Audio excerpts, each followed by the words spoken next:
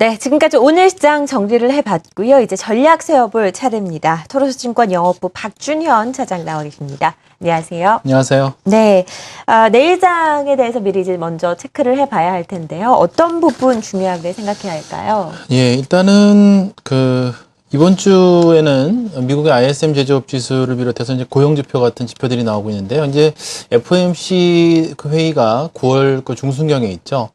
경기 지표가 이제 어떻게 나오느냐에 따라서 향후에 양호적 완화 축소 여부 결정이 될 것으로 좀 예상이 되고 있기 때문에 좀 체크를 해보셔야 될 것으로 보이고, 일단 유로존 2분기 실질 GDP가 발표가 되는데요. 최근에 이제 유로존 경기가 살아난다, 이런 부분들이 시장에는 상당히 좀 호재로 받아들여지고 있죠.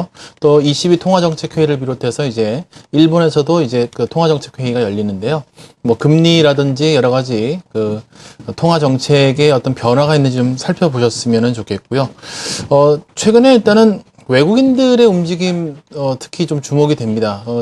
최근에 이제 외국인들이 꾸준히 한국 주식을 좀 순매수를 해주고 있기 때문에 이런 부분들이 좀 지속되는지 살펴보도록 해야 될 것으로 생각이 됩니다. 네, 일단 체크 포인트를 확인을 해봤고요.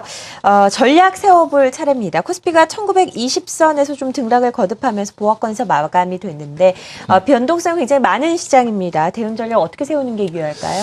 예, 일단은 9월에 매크로 이벤트들이 지금 집중되어 있습니다. 상대적으로 이제 이번 주는 좀 공백기라고 할 수 있겠는데요.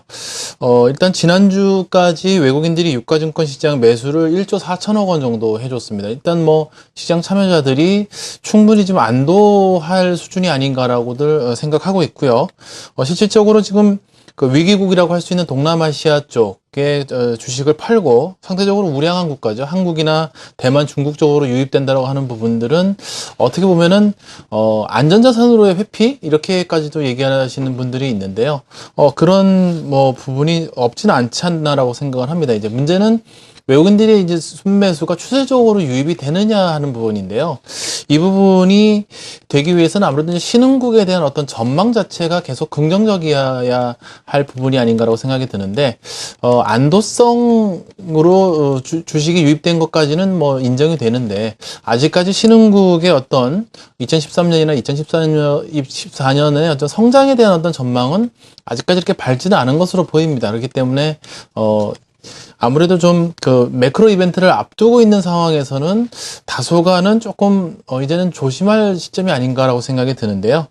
일단 앞으로 9월에 남은 이슈만 살펴보니까요. 공공부채 상향 이슈를 비롯해서 양적 완화 축소 문제, 또 연준 의장을 이제 지명하는 문제, 또 일본의 소비세 인상 부분, 시리아 사태도 아직 지금 매듭이 안 되어졌죠.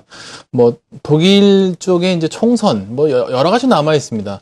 이런 어떤 매크로 이벤트에 전혀 부정적인 영향을 받지 않고 그냥 넘어간다라고 우리가 좀 상상하기 좀 힘들다라고 봤을 때는 다소간은 글로벌 시장이 흔들릴 수 있다. 거기에 따라서 또 한국 시장도 흔들릴 수 있다는 걸 조금은 염두에 두고 좀 대응이 필요하지 않을까라고 생각하는데, 이제 문제는 이럴 것 같습니다. 매크로 이벤트가 결국은 나왔을 때 이것이 추세적인 악재 요인으로서 시장이 계속 조정을 받을 수 있는 요인이냐, 아니면 이것이 단기성 재료냐라고 했을 때는 조금 저희가 고민을 해봐야 되는데요.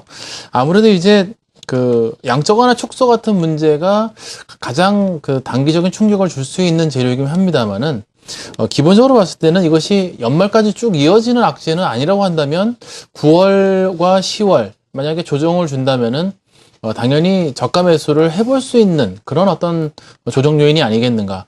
그렇다면은 기본적으로 이번 주 중에는 일단 현금 확보를 해두시는 게 맞는 전략이 아닌가.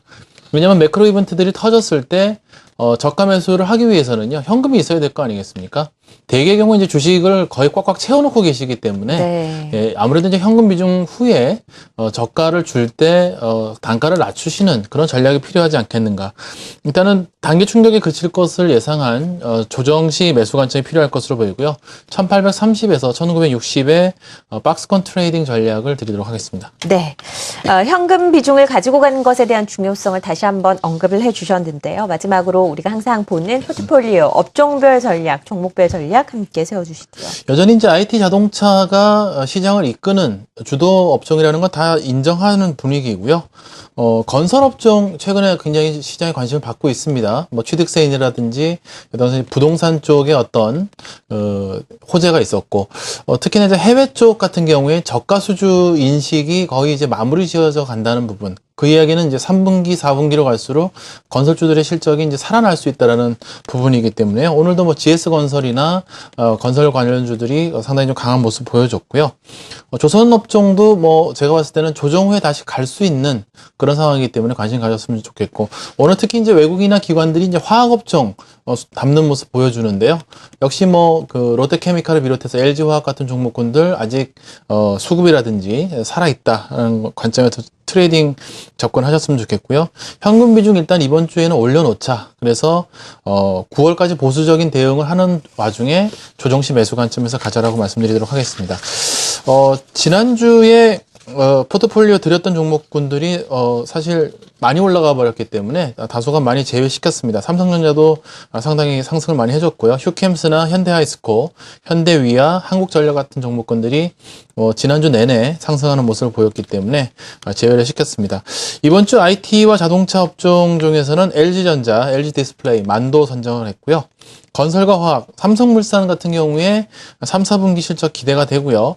더 특히나 삼성물산은 아무래도 삼성그룹의 지주회사 역할을 하고 있기 때문에 삼성그룹의 어떤 그 자산가치 대비해서도 지금 싸 보입니다.